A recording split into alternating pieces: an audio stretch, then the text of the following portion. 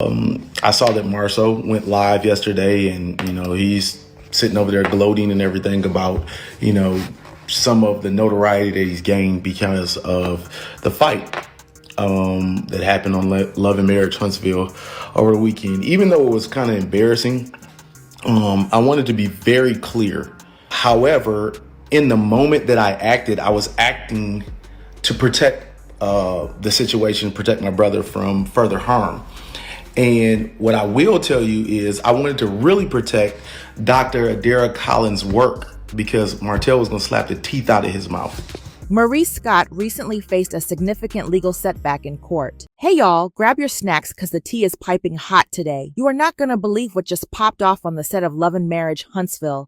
It all went from zero to mugshots real quick. Word on the street is that Marsau and Maurice Scott didn't just exchange words. Oh no, they threw hands, sis. The drama got so wild the police had to pull up, and now both of them in cuffs? It's a whole mess. And just when folks thought it couldn't get messier, boom, a leaked video hit the net, and y'all, it is scandalous. The streets are talking, the fans are shook, and some folks out here saying this might be the end of their reality TV careers as we know it. Like, canceled for real, for real. This ain't your little everyday shade or reality show fuss. Nah, this right here is real life. Lights flashing, sirens wailing, booked and fingerprinted type drama. And that video, it got the whole internet losing it. In today's breakdown, we're getting all the way into it. The messy buildup, the brawl that had folks ducking, the footage that's gone viral, and the major consequences that could shake up the whole show. Who filmed it? What triggered it? And how is the network trying to clean up this PR disaster behind closed doors? We got exclusive deets, unseen clips, receipts, fan reactions, and more. So don't move, because by the time we done spilling all this tea, you gonna be looking at the Scotts a whole lot different. So let's get into it. And it's clear that challenging influencers on social media might not be wise. Influential figures like Black Titanic need to come equipped with solid facts and evidence. However, Maurice and his network found themselves in a legal predicament that made them appear quite guilty. So, what exactly happened? Maurice had anticipated that losing this lawsuit would be advantageous for him. How did Black Titanic manage to turn the tide against them? This case has shifted in a way that not many expected. Reality TV personalities are now bringing their conflicts from the screen directly into the legal arena with a lawsuit against Black Titanic. A social media commentator shedding light on the behind-the-scenes turmoil of love and marriage, along with their own network's involvement, can lead to significant complications. While Huntsville is the city in focus, the genuine excitement is happening elsewhere. In court, Maurice found himself entirely unprepared, bewildered, and embarrassed, with flimsy arguments and a judge who seemed uninterested. Indeed, this case has become one of the most talked about legal battles in the realm of reality television. Today, we're delving into why Maurice Scott and his network opted to sue Black Titanic, the key courtroom blunders that made Maurice appear foolish, and what this reveals about love and marriage. It's doing as admirable as a spouse. To roll over and suffer through it, I look at it as her standing by me while I'm standing by her. There's a difference between wants and needs. I'm a person who actually needs sex, not a person who wants sex. Why do you need sex? I need sex like Carlos needs mess.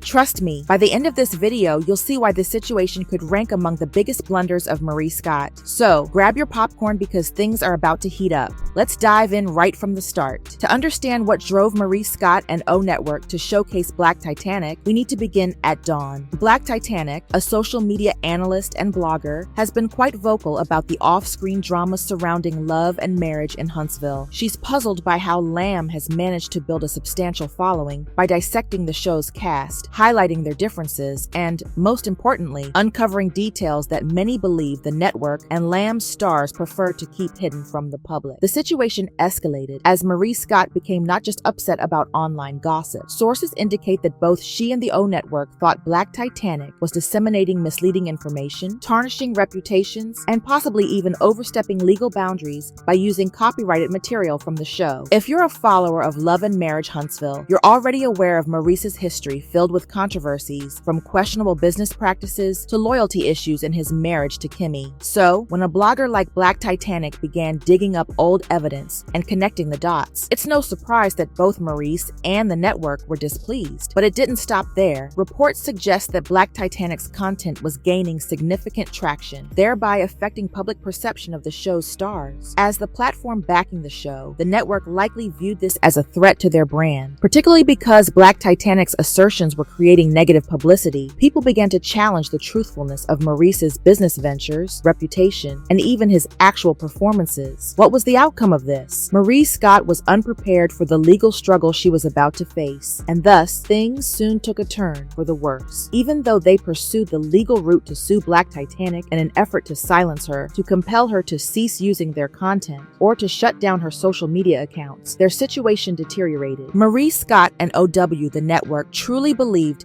they had a solid case when they brought Black Titanic to court. Perhaps they thought that their legal team, authority, and influence would be sufficient to overpower a social media commentator, but they overlooked how ill-prepared, feeble, and rather embarrassing their legal arguments would turn out to be. Let's analyze this methodically, as this courtroom saga was even more thrilling than a romance drama. Sources indicate that one of the major blunders made by Maurice and OW, the network, was their failure to present enough credible evidence to back up their allegations. Maurice and his legal team attempted to assert that Black Titanic was disseminating false information, thus harming his reputation.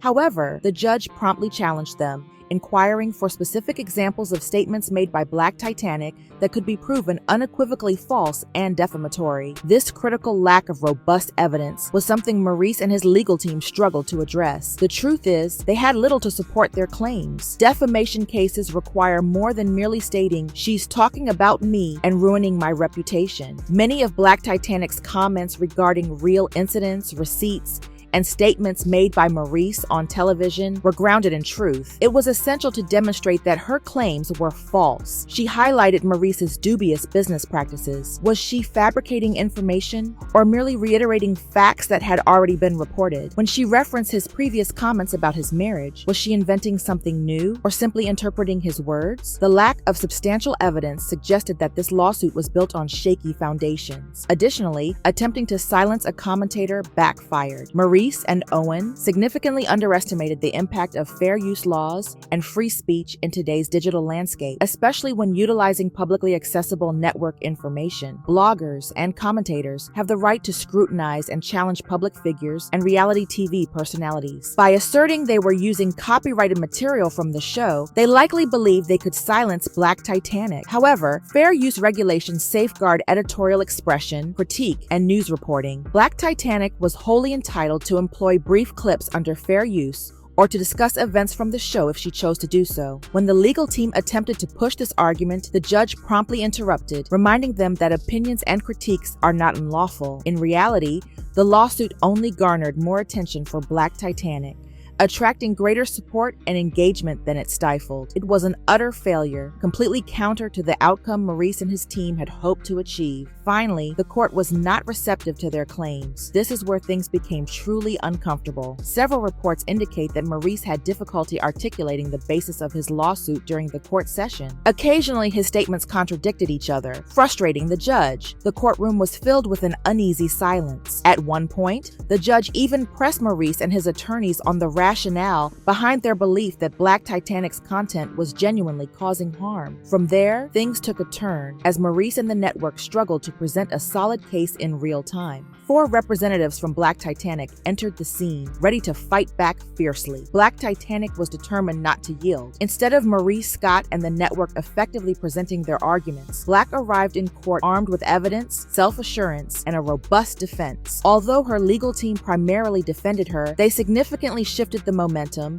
and uncovered serious weaknesses in Maurice's arguments. She illustrated that much of what she was discussing was based on readily available information. She highlighted historical examples of the network profiting from public critique. So, why was she now the target of such an attack? She demonstrated how eagerly Maurice Scott and other reality TV personalities would reveal details about their lives on camera. Why was it suddenly an issue when someone merely glanced at it? Reports suggest Maurice appeared quite uneasy as the legal team of Black Titanic scrutinized the weaknesses in his case. Furthermore, the judge was evidently unimpressed by the repeated arguments that had already been refuted. Maurice's circumstances were not unfolding as he had anticipated, and just when he thought matters couldn't worsen, they did. It became increasingly clear that, rather than leaving court with a victory, he was instead humiliating himself in front of everyone: the judge, the legal teams, the media, and most crucially, the very audience he sought to silence. Let's break down precisely how everything disintegrated before his eyes. Maurice Scott faced a harsh reality check. At the outset of the proceedings, both he and his team still harbored a fair amount of confidence. Perhaps they believed they could overpower Black Titanic with complex legal arguments, pressure her into retreating, or leverage their network's influence to sway the situation. However, as the hearing continued, the judge's patience began to wear thin. Multiple sources indicate that the judge visibly grew frustrated as Maurice's attorneys struggled to build a compelling case. One of the most mortifying moments occurred when the judge directly inquired why Maurice thought Titanic's content was legally questionable. Was it misinformation? Was it a form of personal harassment? Was the network, or Maurice,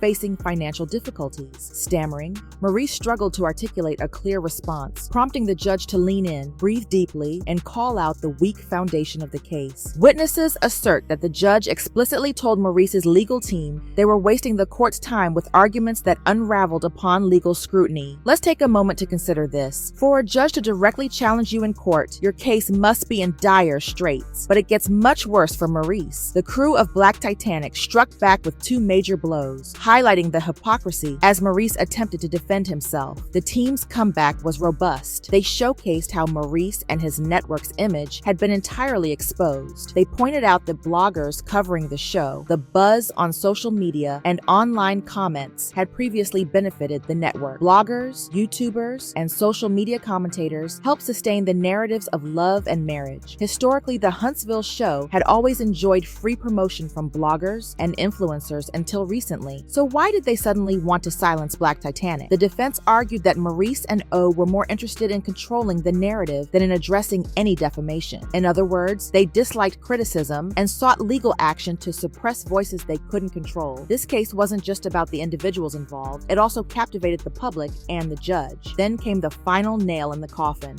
Maurice had to confront his own past statements. By this time, the courtroom had already turned against him, but what happened next severely tarnished his reputation. The crew from Titanic presented direct quotes and previous interviews that contradicted Maurice's court testimony. He had previously shared details of his personal life on Love and Marriage, Huntsville. He had made controversial business claims on television and had addressed relationship rumors and drama in public forums. How then could he argue that a blogger discussing that very content was damaging his reputation? Reports indicated that Maurice looked visibly uneasy as the court revisited his own words and actions. Even the judge appeared disengaged, with the sources noting a moment of total silence as Maurice's contradictions unfolded in front of everyone. Maurice Scott came to court with a flimsy case, a poor strategy, and a complete misreading of media commentary from 4 years prior. In that moment, it became painfully clear. Maurice and O Network recognized their defeat and started to panic. An intriguing aspect of legal disputes is that when a lawsuit unravels, you can either scramble to present a last-ditch argument to save face or accept the loss gracefully and move on. Maurice and his team opted for the second choice, attempting to reshape their argument mid-hearing instead of focusing solely on defamation. They began to claim that Black Titanic was disproportionately targeting Maurice. The network alleged that her content was causing financial harm, labeling it as harassment and stating she exaggerated her criticisms. However, none of these allegations were backed by concrete evidence. If they were indeed facing financial setbacks, why weren't they pursuing criminal charges based on this supposed harassment? Where were the specific arguments indicating that Black Titanic was fabricating claims? Where was the proof that showed my network was losing money? By then, it was evident that Maurice and Owen had lost the lawsuit,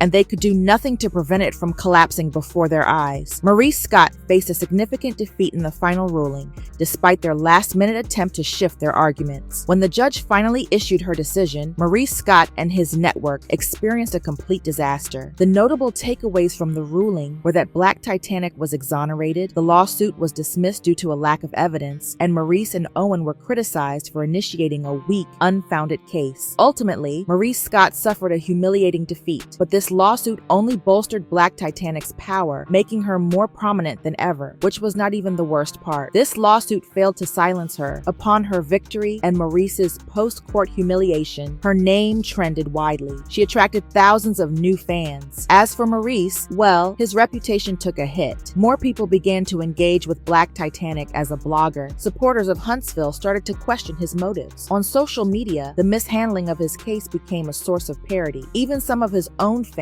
admitted that the lawsuit cast a negative light on him. In the most unfortunate sense, this entire endeavor was a failure. Instead of demonstrating that he was a victim, Maurice Scott only ended up exposing his vulnerabilities. Now, with his reputation in tatters and the internet critiquing him from all angles, the pressing question remains: can Maurice Scott ever rebound from this embarrassing legal defeat? Ultimately, what lies ahead? Will Maurice Scott address this setback openly or attempt to brush it under the rug?